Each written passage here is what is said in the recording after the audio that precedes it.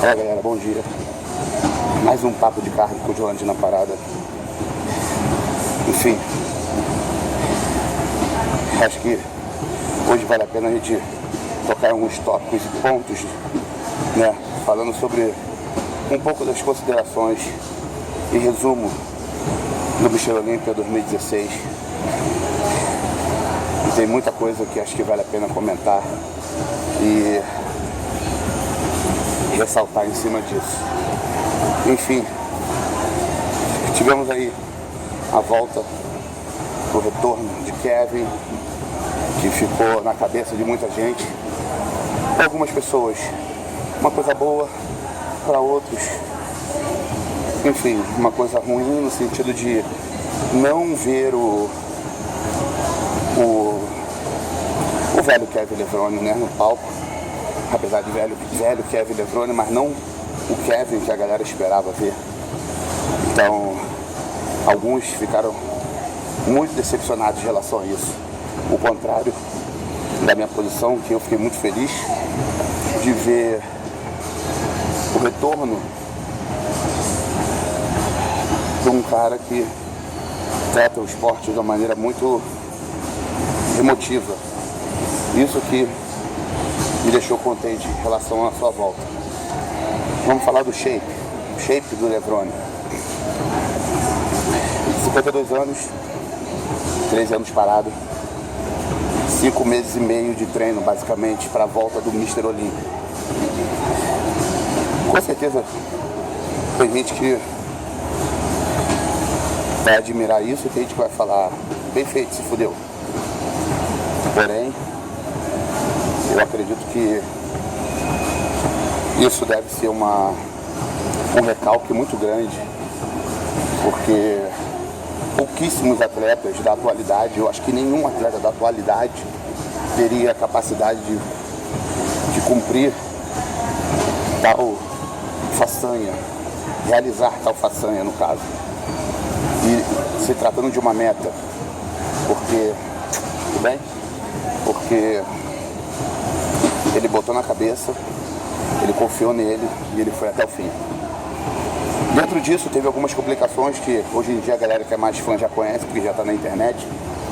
E quem não sabe um pouco, falando mais superficialmente, eu vou citar para vocês que foi, ele teve uma lesão no peitoral, não chegou a ser uma ruptura, mas ficou muito feio, ficou um roxo muito grande, tipo o que Dorian teve no bíceps em 96, eu acho, que ele ficou treinando só de um lado, né, que o outro braço ficou com a tipoia.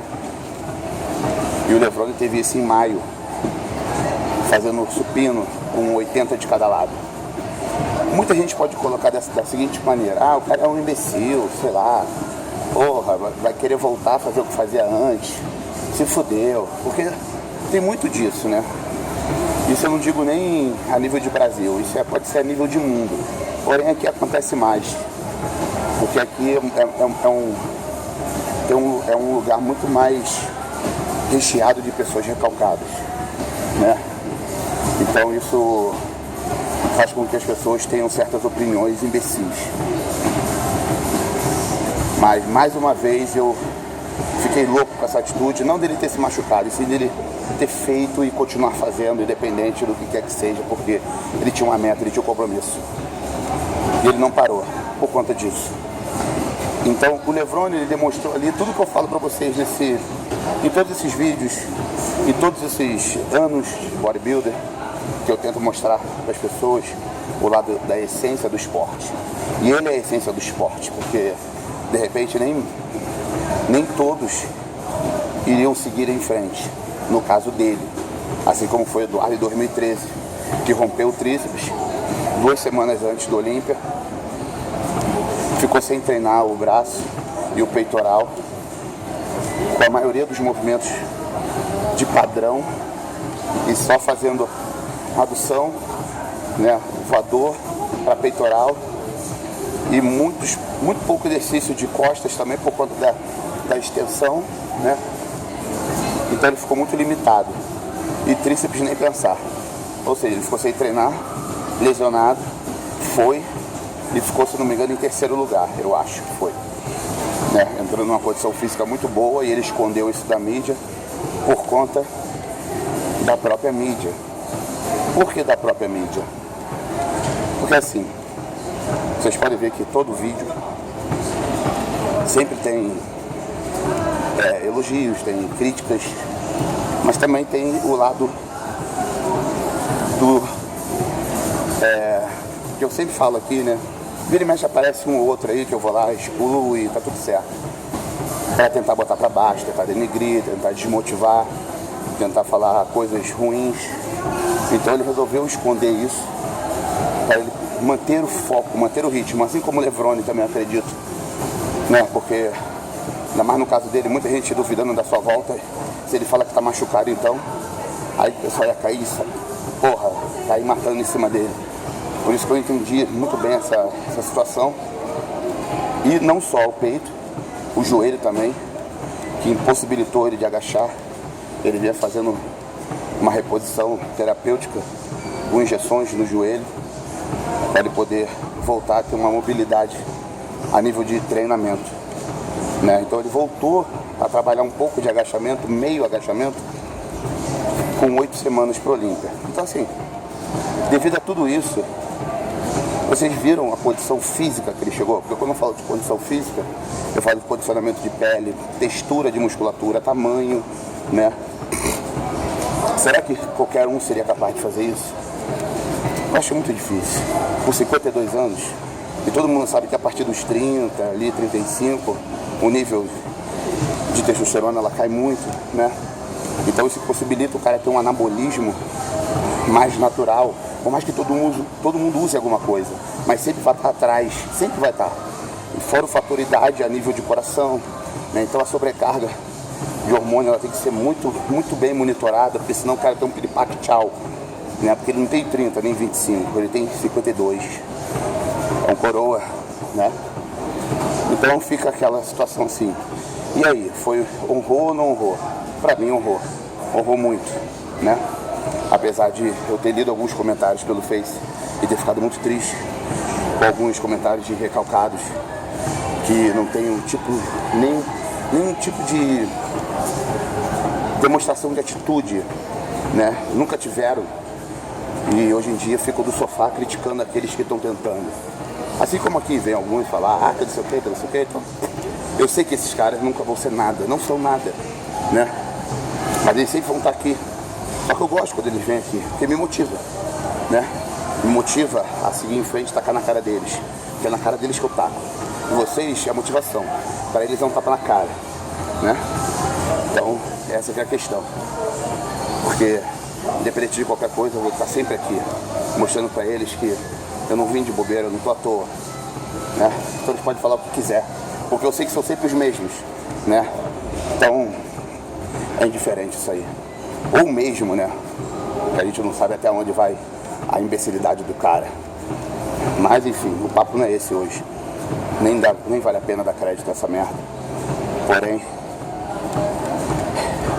falando dessa questão, até mesmo o Levrone falou sobre isso, quando ele deu uma entrevista pro Flex Wheeler, falando sobre essa questão de mídia, que na época dele, na época do Flex em si, né, os dois, era uma coisa muito misteriosa o bodybuilder, porque eles estavam treinando, cada um no seu estado, cada um no seu local, e só se viu no campeonato. Hoje em dia não, hoje em dia você não sabe se você tirar uma foto com um fã, essa foto pode ir rápido parar na rede social e o cara ver como é que você tá treinando, se você tá com a cara fina, se tá com a cara gorda.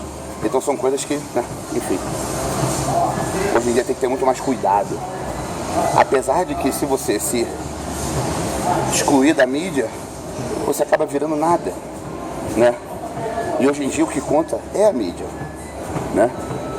Então é um fator muito difícil de lidar. Eu, como acompanho não, eu vejo alguns canais, nem todos eu acompanho, mas o fator da curiosidade, tipo, às vezes eu procuro entender como é a cabeça de um público em geral. E em resumo, as pessoas gostam de polêmica, as pessoas gostam de falar de drogas e de anabólicos, né? Então isso é uma coisa que atrai bastante, né? Um dia desses eu estava até vendo apareceu no meu feed do YouTube um canal de um cara, aí eu comecei a ver quantas visualizações tinha, e as que mais tinham eram as drogas, o Stroll, que é o estanozolol, tembolona, Deca. Então assim, todo mundo, a grande maioria, que não é aqui, quer saber isso, né? E esse tipo de trabalho que eu tento passar pra galera, que é o da motivação e da essência, o porquê das coisas, ele é muito... às vezes fica subentendido, que a pessoa não consegue acompanhar o nível do raciocínio e o quanto isso é importante para você exercer qualquer função na sua vida. Porque eu garanto, mas eu nunca faria isso, a não ser que fosse para informar de uma maneira inteligente, né? E ajudar, mas eu acho que isso não vai ajudar ninguém. Botar um tema falando sobre algum anabólico. Garanto que isso aqui ia triplicar, né, de audiência. Pode ter certeza disso. Eu garanto isso. Até porque é muito diferente você ver um cara que não é porra nenhuma falar sobre droga e mesmo assim o nego vai atrás do cara, do merda, ou, e aí, tudo bem, mano? Ou o bicampeão do Arnold Classic, mesmo amador, mas é bicampeão do Arnold Classic, 15 anos de carreira, né? Então, acho que é muito diferente a esse nível. Porém, a missão não é essa. Não tô aqui para passar remédio para ninguém. Quer saber de remédio? Procura um endócrino, procura um médico e seja feliz. Mas se quiser fazer um bom trabalho de essência, aí sim, aqui é o canal, né? Aqui é onde vocês vão encontrar motivação para poder fazer até mesmo, se for o caso, de uma maneira mais correta e fixa na cabeça, a terapia de vocês, né? Porque sem isso não tem nada, não adianta, né? Continuando o papo do Olímpia, levando no mérito do Kevin, ainda vou deixar também aqui para vocês agora um raciocínio, né? Uma pergunta também que intrigou quando eu vi uma postagem do Generation Iron no Instagram. Tipo, caso o Kevin queira se manter competindo e quiser retornar no palco do Olímpia ano que vem,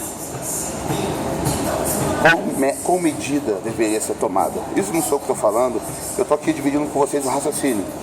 Ele mereceria ir de novo convidado, ou ele teria, por ser quem é e ter o mérito e ter o legado, retornar novamente sem ter que passar por nenhum tipo de processo seletivo? E aí? Isso é uma pergunta, isso não é uma afirmativa. Então, eu até fiz isso no Face, botei no Instagram também, que vai ser um tema de uma próxima live que eu venho fazer lá no Face. Já convido vocês também aqui do YouTube para estar sempre curtindo lá a página, o endereço está aqui embaixo. Então fica uma incógnita, né? Eu vou dar minha opinião aqui para vocês. Eu acho que não deveria ser qualificado, ter um tipo de qualificação. É a mesma coisa se o Rony fosse voltar hoje, ou se o Dorian fosse voltar hoje, ou o Lee Haney, sei lá, fosse voltar hoje. É inviável um cara desse que fez história, que fez mover o esporte. Tudo bem, você pode até falar assim, ah, mas o Rony ganhou o Olímpia, o Dorian também, o Lee Haney também. Sim, mas a gente fala de uma outra leva de ninhada de atletas. Então acho que esses atletas, eles agregaram tanto valor no esporte de uma maneira tão positiva, porque se hoje em dia o pessoal fala em legado, graças a eles. Então acho que isso tinha que ser levado sempre em consideração. Não jogar ele numa mesma leva dos atletas que estão começando, que são totalmente montados de uma outra essência. E, enfim, tudo bem, aí você pode falar que o direito é igual para todo mundo e blá blá blá. Por isso que eu digo, isso aí isso é papo que não tem fim, né? Claro que aqui eu não estou para comprar briga com ninguém, cada um tem sua opinião. Eu só sou dono da minha, né? Enfim. Então, fica aí a dica, né? Fica aí a enquete, né? Se vocês quiserem dar opinião, fica à vontade aí no comentário e manda bala, né? E falando de Phil, né? 6 vezes de Mr. Olympia agora, empatando com o Dorian, tendo como meta, assim, Phil dizendo que ele quer ganhar 10 Olympia. Vocês acham que o Phil ganha 10 Olympia? Pode escrever no comentário também, deixa aí. A gente vai bater esse papo depois lá na fanpage. Porque eu não sei. Eu não sei porque é muito provável que sim, porém é muito provável que não. Porque eu até hoje ainda não vi um cara que consiga bater de frente com o Phil. Que faça todo mundo pensar de uma forma assim, não, ele não merecia, tal, não sei o quê. Na verdade, hoje as pessoas tentam achar qualidade em outros atletas que possam, de repente, melhorando certos pontos, ganhar do Phil. Tipo o Shawn Rodley, tipo o Dexter, se ganhasse um pouco mais de volume, né, enquadrasse melhor algumas poses. O pessoal falou de Big Ramy. Bicho, eu não achei que o Big Ramy mudou da água pro vinho. Eu achei que ele melhorou um pouco alguns pontos, devido a ter entrado menor, entrou um pouco mais seco, mas não dando o direito dele ter o título de Mr. Olympia. Eu acho que ele ficou no lugar que ele merecia, né? Mesmo assim, ainda acho que ele precisa melhorar alguns pontos, né? Porém, eu acho ainda algumas formas da estrutura física dele um pouco não tão perfeitamente correta, né? Tipo o quadríceps, tem algumas falhas ali que eu não gosto de citar porque eu vou entrar numa outra demanda e eu não quero falar sobre isso, mas se vocês acompanham meu raciocínio, sabem do que eu tô falando, né? Então, e aí, beleza? Então eu acho que são coisas que no passado você não via com tanta frequência e hoje em dia parece que é uma coisa normal, todo mundo aceita, até a arbitragem aceita, mas enfim, vamos lá, né? Fazer o quê? Deixa eu ver quem mais a gente pode estar citando. O Ikla, né? Pessoas falaram também do Ikla, tinha que ter ficado numa posição melhor, não achei, né? Achei que ele também ficou no lugar certo, porque se vocês repararem, fazendo um critério de avaliação bem crítico a nível de estado anatômico, proporção, definição, pele, trabalho muscular, corte, o duplo bíceps de costa do Ikla é fraco, né? Ele é monstruoso, ele foi pra mim o mais monstro do Mr. Olympia, o mais freak, mas ainda não era o cara que chocou, porque não tinha uma separação. Tinha, mas não era ainda aquela coisa tipo a perna do... Quem eu posso comparar? A nível de separação, de corte, até em cima. Até do próprio Phil, um exemplo, né? Vamos botar o pessoal que estava naquele palco. Não posso falar o pessoal que não estava no palco. Perna bem grande, volumosa demais. Uma separação muscular até boa, só que não tinha uma extensão de corte muito grande, né? E é o que eu falo, eu não estou falando de um campeonato qualquer, eu estou falando do Mr. Olympia, né? Para você conseguir chegar ali e brigar, você tem que estar completo, de ponta a ponta. Não pode ter falha. E as costas dele tem muita falha. As costas dele é melhor parada, relaxada, do que em contração no duplo bíceps de costas, né? Bem diferente da expansão de dorsal, que eu achei monstruosa e muito boa, né? Que já é o contrário do Shawn Rodley. Eu acho a expansão de dorsal dele muito ruim comparado ao duplo bíceps de costas, né? E o Phil, ele consegue juntar os dois, ele consegue fazer um duplo bíceps muito bem feito. Você vê toda a musculatura de cima e embaixo e a expansão de dorsal também. Você vê não só a expansão, mas você consegue ver a musculatura interna, né? Assim como era Ronnie Coleman. Então, assim, são critérios que a galera tem que começar a ter padrão e ser bem crítico na hora de analisar, né? Porque não adianta só o cara mais vascularizado, o maior, o mais monstro e tal. E o Olympia, ele é julgado em conjunto geral. Porque com certeza, pose por pose, se você fizer o comparativo de alguns, em determinadas poses, tem um atleta que de repente ficou em quinto, que na pose ali, pau a pau, do lado, ficou até melhor do que o Dexter, que o Shawn, e às vezes até melhor que o Phil. Mas você faz um conjunto, né? Faz um resumo. E dentro desse resumo você é julgado e analisado. E daí dando as posições. Tipo o Cedric McMillan. Ele ficou muito puto com a colocação dele, né? Mas acho que faltou um enquadramento melhor. Achei ele até um pouco flat na sexta, um pouco melhor no domingo, no sábado, entendeu? Um pouco melhor no sábado, mas ainda não foi o suficiente. Eu acho que ainda falta ele enquadrar melhor. Há umas duas poses, que é peitoral de lado. Não achei que ficou muito bem executada por ele, pela proporção dele, né, como atleta, que ele é alto. Eu acho que ele podia ter um outro estilo de posar essa pose para ficar melhor, como fazia Flex Wheeler. Acho que seria um modo perfeito dele mostrar mais o shape nessa pose. E outra pose, agora não vem na minha cabeça. Enfim, tudo é base de critério, né?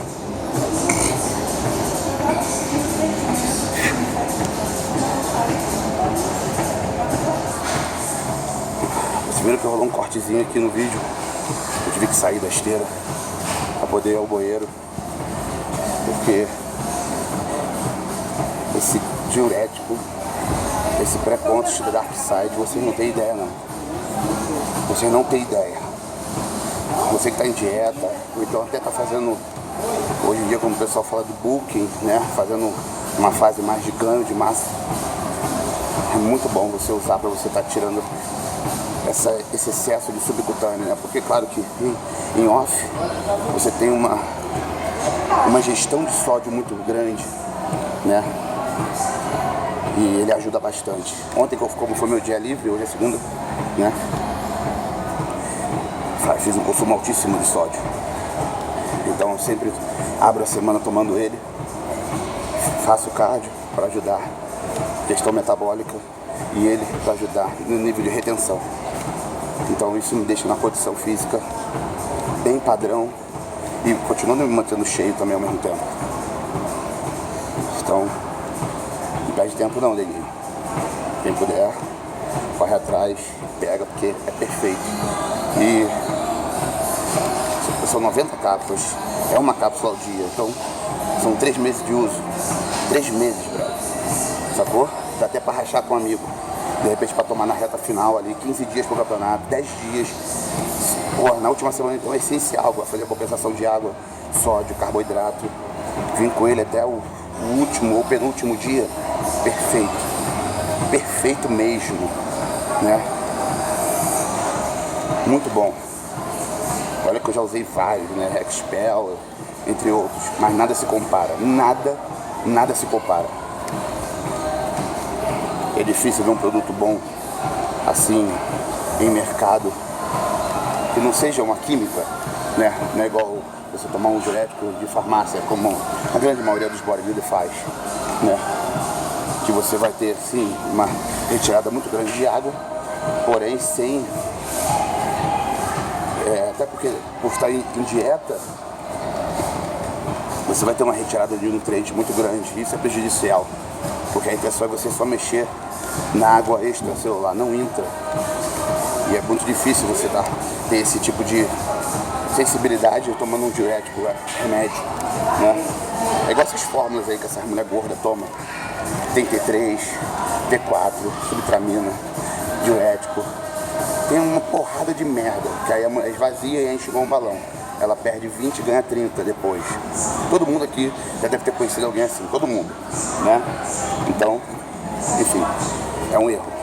O cara vai, o médico, desgraçado, aí ele fala que ela pode tomar aquela porra, faz a alimentaçãozinha mais ou menos, aí ela continua comendo igual uma vaca, toma essa porra, quando acaba a fórmula, fudeu, o rebote é certo.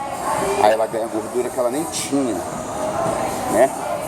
Então assim, nunca uma dieta, um treino, um estilo de vida vai fazer mal a você.